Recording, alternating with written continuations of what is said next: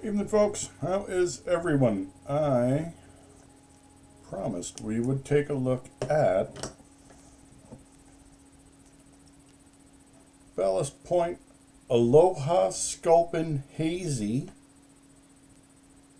India Pale Ale. I like Ballast Point. They do some really nice artwork on their stuff. They do turn out some decent beers, but I believe that Ballast Point got bought out by Constellation? I think it got bought out by Constellation. Constellation runs all the big beers out of Mexico. So, Corona, Pacifico, like that. Whether or not that means this beer is drinkable and it won't poison you, I do not know. I will probably forget to look because I'm getting to be that way. It's just been one of those days, man. But it is also time for a drink-along beer. And this is the drink-along beer. I was literally in the middle of shooting this beer, which is delicious. This is New Belgium Danger Beach IPA, hence the Archer Danger Zone shirt, and there was a whole theme, and then I paused to find something, and when I went to click back on, the camera shut down. I really need to upgrade my gear, but I also need to upgrade my phone, which is going to cost, not upgrade my phone, repair my phone. Screen cracked. $400, but the phone's like 4 years old, so I don't feel like spending, what are they up to now, 2 grand for a friggin' phone, and I don't use iPhone crap, it's a Samsung. So, better 4 than 4 times that, so we'll do what we can. An East Coast take on our classic West Coast IPA. Haze and the addition of Galaxy and Nelson hops set this Sculpin brew apart from the rest. So Sculpin was a really, really big line for Ballast Point. Rocket and Angus absolutely loved Sculpin. Too brutally bitter for me, too piney. I did not like this beer, but when you bought it, it came at a premium price. So their Sculpin would be like $14 a 6-pack, and I'd be drinking like Wahoo, or they're all named after fish. Wahoo or Yellowtail or, one of their other lines. And they turned out some really good beers. They're out of San Diego, which is why you've got the sport fishing thing going on. This modern evolution is juicy, earthy, and approachable with soft bitterness, but still lets the hops shine just like you'd expect. I've been waiting for people to understand that I don't want to be buried under the bitterness of the hops, but, these are the same kids that dress up like samurais and whatnot, so that's top knot. You wouldn't know a pocket knife from a pocket fisherman. Anyway, the ABV is going to be 7. The IBUs are going to be 40, which is pushing up towards my limit again. I'm good till about 45. The format is 12-ounce cans or draft, and the availability is year-round.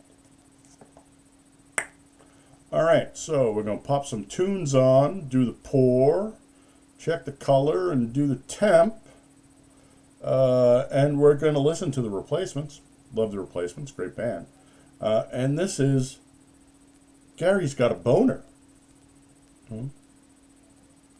Good for Gary.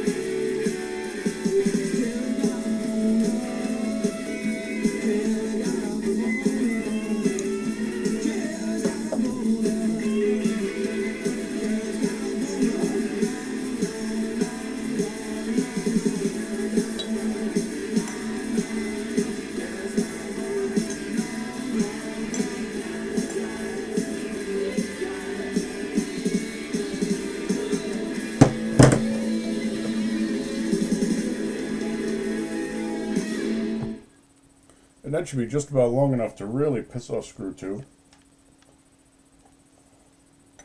Just trying. This is a deep, rich, hazy beer. There we go. Yeah, when I do this on the camera, it just burns out. But in real life, that is giving me a beautiful, rich, deep, dark orange. Oh. I had to crank this bad boy up to about 1500 lumens to get that. But look how beautifully she laces. And that head is gorgeous. Again, another reason I need to upgrade my camera gear, but phone first. You know what? Not creamy and smooth. She is lumpy, more,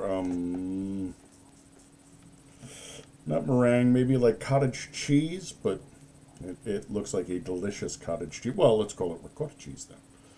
That's better than cottage cheese. You know what time it is? Biden time. Let's get that sniffer up in there, see what's going on.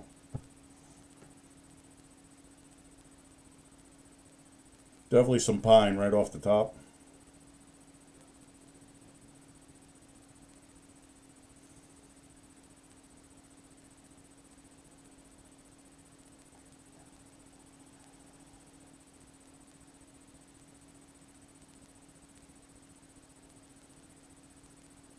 It smells like she's going to be pine forward, maybe a little citrus underneath.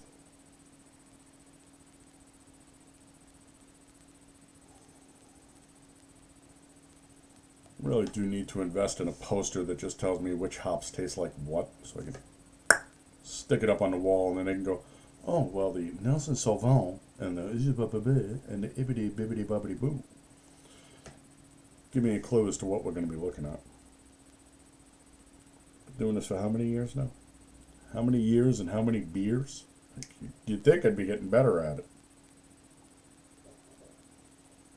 Yeah, I'm going to go pine forward, citrus underneath. So, it's a really, really pretty color, though. That deep, rich, dark orange, bright, shiny, when you light her up high enough, because she is super, super hazy.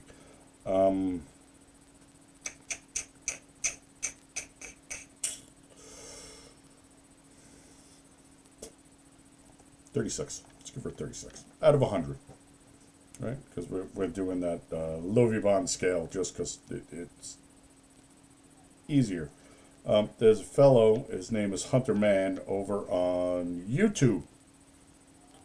Saw the Pebblehead video and hit me up today. So, Mr. Hunter Man, welcome to the family, sir. You know, I'm a snarky ass and making metric system jokes. And he was like, you know, not to. He's being very polite about it. Very, very nice person. So, it's all snark, dude. Everything is just snark.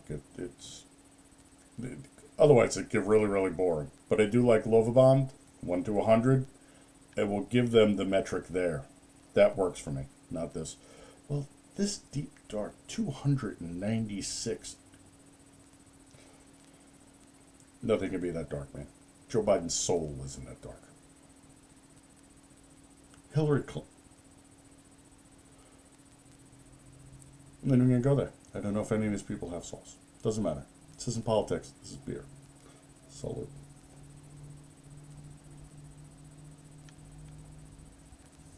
Woo! There's a reason I don't like Sculpin. That would be it. So, oh, piney and bitter right off the bat. Please. Getting slapped in the teeth with a beaver's butthole. Oof. I think I paid 10 or 11 bucks for the 6-pack.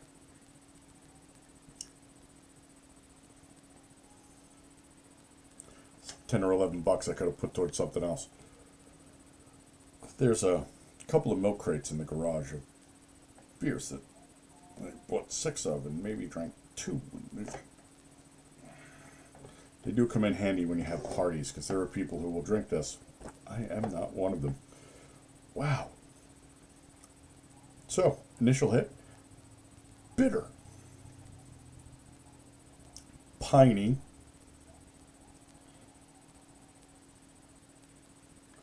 I mean, this is the correct temperature they want you to drink it at, right? 44 to 48. This thing should probably be warmed up considerably if it's going to show any flavor progression.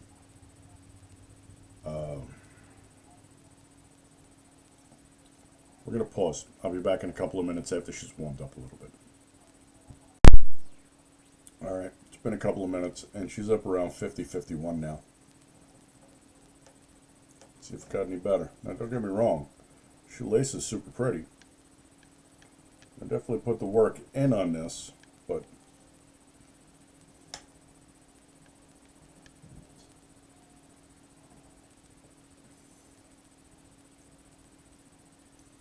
yeah. I'm still getting more pine than anything else. Not a big pine guy. And there are people who eat Tide Pods, so I'm more than sure there's somebody who drinks pine floor cleaner out there. Yeah. That being said, if pine is your bag, you should probably put some eyeballs on this, but it's definitely not mine. This beer shall be dedicated to the brothers who are not here with us tonight. Dirty and oily, she coats the inside of the whole mouth, and she lingers. So she's a medium slow beer. Overly bittered. The profile is intradental, roof of the mouth, tongue, nothing extradental, nothing buccal, nothing sublingual. Just not a good beer. Just not a good beer. For me. You might like it. Go for it. What do you want me to tell you? I don't understand the fascination with it, but people are in all kinds of weird shit. You do you. Will I buy this beer again? No. Would I drink this beer again? No. Would I order this on tap? No. It's not going to get any better. I can guarantee you this beer is no better on tap, and she's at 50, 51 degrees now. Flavor profile should open and blossom. There's nothing there. What you see is what you get. Okay, so it's right off the bat. I don't need every beer to be super complex and interesting. It's nice when it happens. Luponic distortion has not been around for like ever now. And I think there were 2 out of all the ones I drank that I really liked, and the rest of them were just kind of an exercise in brewmeister skill, but no, this isn't even that. This is just nothing special. Give it a 3. Ooh. I'll give her a 3. I don't really care for this. Alright, folks. Thanks for coming by and putting some eyeballs on here with people. Love you. Always want you to be the big 3. I want you healthy. I want you happy. I want you safe. I want you honorable. I want you dutiful. And I want you vigilant. $10 a dozen eggs. Do you need another sign of the apocalypse other than $10 a dozen eggs?